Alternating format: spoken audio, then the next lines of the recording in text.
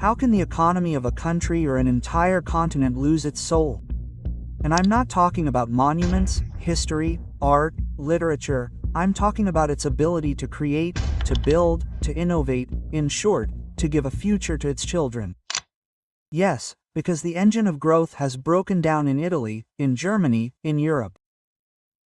The model of economic growth based on exports that we have been masters of seems to have reached the end of the line.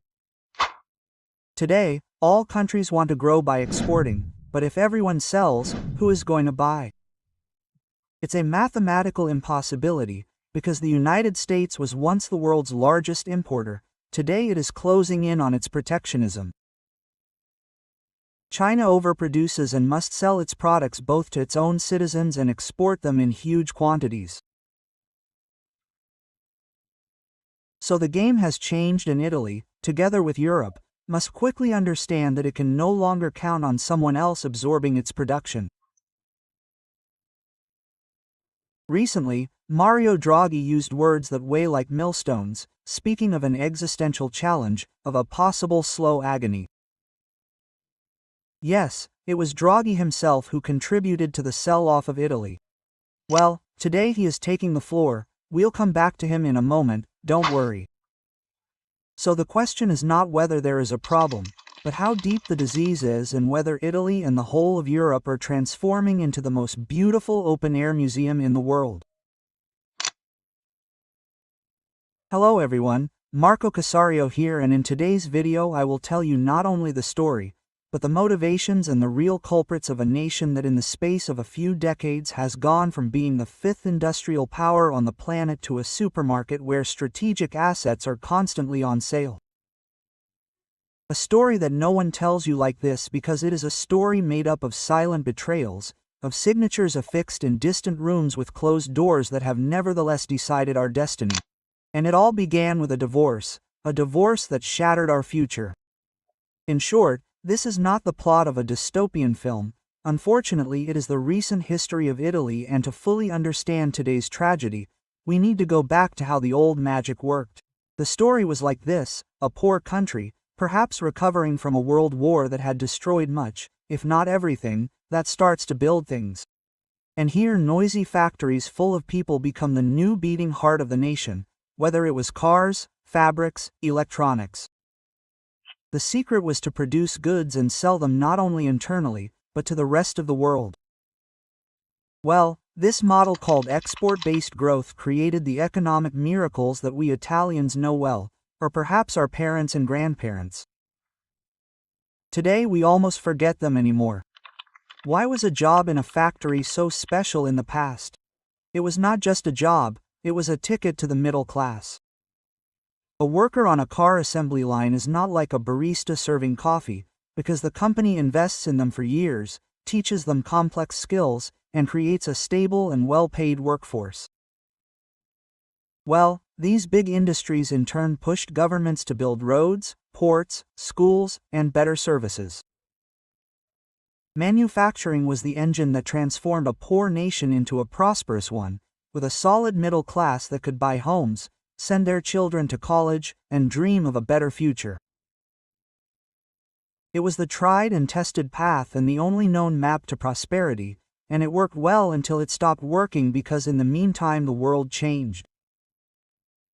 In Italy, it all began with a divorce, as I mentioned earlier, the divorce that shattered our future. And so we return to the First Republic, full of flaws, of course, but led by a political class that had one obsession: to make the country grow and give jobs to the people. And to do that, the state had to spend more than it collected in taxes. Today they portray it as the original sin, but it was the engine of our growth. And how did the government finance the deficit, or the difference between revenue and expenditure? Well, until 1981, in a fairly simple way, the Treasury issued debt securities, bonds, with low interest rates that were decided by the state itself, and the Bank of Italy, as a loyal partner, bought them by printing the necessary currency. Well, with this mechanism we built the Italian miracle. We were the fourth largest manufacturing power in the world. We were so important that we annoyed our neighbors. The relations we had at the time with the Middle East, with Africa, made us more influential than the English, the French and even the Americans in those geographical areas. And this was simply not tolerable. We had to stop. And then in February 1981 came the final blow that had been disguised as a technical move, the divorce between the Treasury and the Bank of Italy. They presented it to us as a way to take power away from a political class that was very corrupt.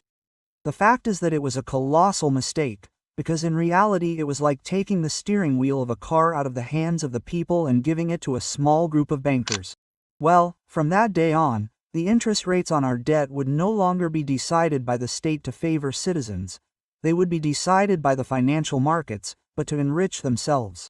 By the way, I talked about and debunked the various myths about the Italian debt in a dedicated video that I recommend you watch on my channel if you want to learn more. But anyway, let's get back to us and our debt, which at the time was less than 60% of GDP, but which then exploded.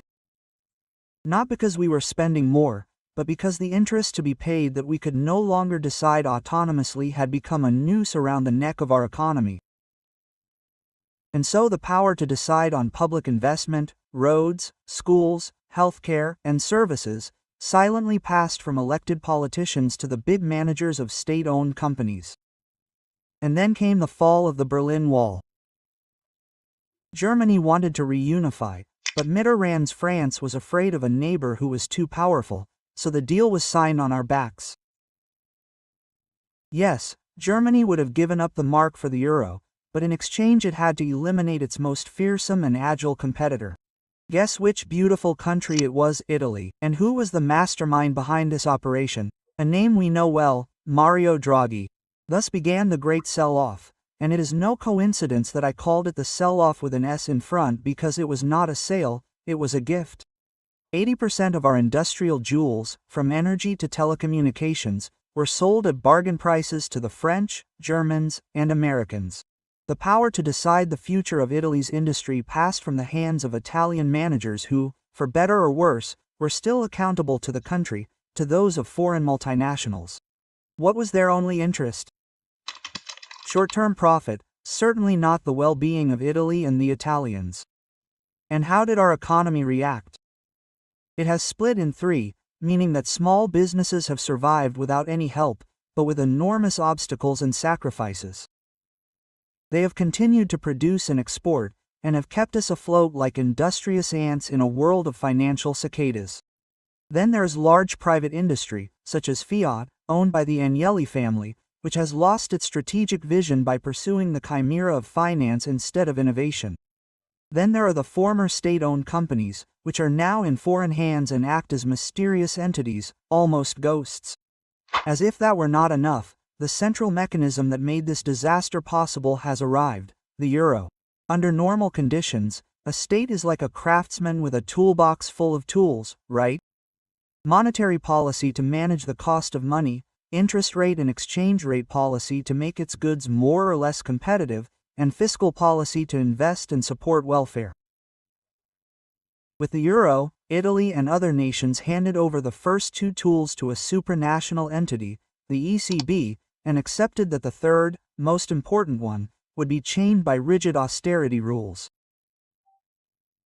It was an act of voluntary economic disarmament, without precedent. But no, it got even worse because we found ourselves defenseless, because we could no longer print our own currency to buy our government bonds, and so we were left at the mercy of financial speculators, the so-called bond vigilantes, who are sharks that smell blood and pounced on the weakest countries, including us, sending interest rates skyrocketing and triggering the so-called sovereign debt crisis. And the European Central Bank, well, for almost 3 years, from 2009 to 2012, practically stood by and watched, refusing to act as a lender of last resort. And this was not an accident, it was a deliberate political choice. Any country that puts debt in its currency, Japan or the United States, for example, technically cannot default if it continues to grow. It can always create new money to repay its debts, but the countries of the Eurozone can no longer do this. They use a currency that they do not control. The euro is a foreign currency for us, and we have been reduced to the status of emerging economies forced to borrow in a currency that is not theirs and therefore exposed to the risk of default. This vulnerability has been exploited to impose a political agenda. The ECB has revealed itself not as a technical and totally independent institution as it should have been, but rather as a ruthless political actor serving the interests of finance and the strongest nations. As Nobel laureate Joseph Stiglitz wrote, the CB has been captured by the financial market, and note that the most dramatic example was that of Greece in 2015, when the CB literally closed down the banking system of a country to force a democratically elected government to accept a devastating austerity package. The government was no longer subordinate to the people, but to the central bank. It's basically a role reversal that undermines the foundations of democracy. The euro is not just an economic problem, it's the heart of Europe's democratic deficit designed to isolate economic decisions from political debate. And then came the icing on the cake, like a fever that's consuming our industry, the cost of energy. Natural gas prices in Europe are 3 to 5 times higher than in the United States. Electricity for our industries costs double or triple what it costs in China and America. With the war in Ukraine and the sanctions on Russia, we've lost access to cheap gas, which is the lifeblood that powered our industries and businesses that desperately need cheap energy to survive. They end up paying 4 times as much for gas, because officially we can no longer buy it from Russia, but in reality that gas still comes to us from Russia, simply by making absurd detours through Algeria or India. And here the multinationals that manage this traffic buy it at the old price, but resell it to us at a price inflated by financial speculation on the price of gas listed on the Dutch stock exchange. But how is this possible? With all the push for low-cost renewables. And this is where the diabolical paradox of the European system lies. The price of electricity is set using a marginal model. Let me explain it to you in a simple way. If you need a mix of solar energy and a small amount of gas to meet demand, the price that everyone pays for all the energy is that of the most expensive source, namely gas. Look, it's a bit like going to dinner with a group of friends and, even if only one person orders the most expensive dish, a nice lobster, everyone's bill is calculated on the price of that dish, and, therefore, countries like Spain, which produce almost all their energy from the sun, end up paying a fortune for it because of this system, which, in addition, includes carbon taxes applied precisely to fossil fuels that set the price. Renewables are said to be cheap, but they only become so after making huge and very slow investments in electricity grids and storage systems such as batteries or hydroelectric plants. In the meantime, with this cheap energy, factories are closing because the bills are unsustainable, and this leads us to a dilemma.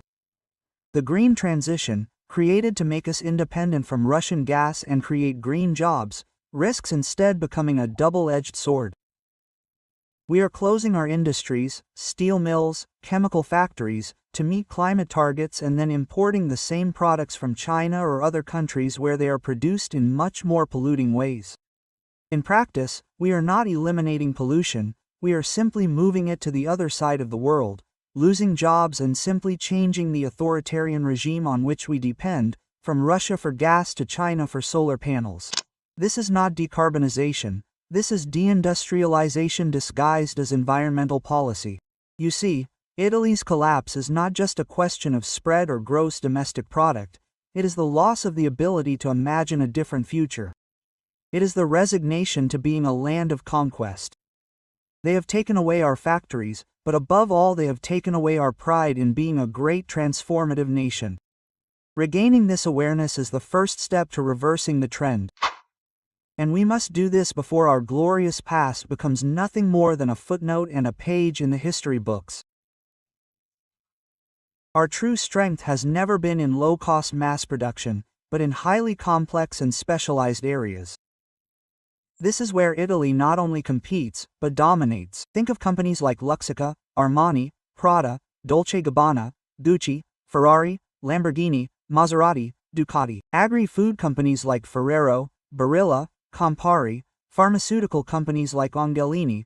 These sectors require a highly skilled workforce that Italy has and decades of investment and know-how that cannot be replicated overnight. The industrial future of the beautiful country does not lie in steel or basic chemical products, but in niches with very high added value. So Italy is doomed? No, but it must face an uncomfortable truth. The old economic model is dead and buried. Prosperity will no longer come from exports driven by cheap energy. It will have to come from a profound restructuring, focusing on domestic demand and its sectors of excellence. Italy's greatest resource is not its factories, but its human capital. The challenge is not to avoid becoming a museum, but to demonstrate that it is still the laboratory of the future and of excellence. Okay, leave me a comment below and tell me what you think. Sorry if I got excited, but these arguments make my blood boil. Subscribe to the channel if you haven't already. See you very soon. Happy investing everyone. What?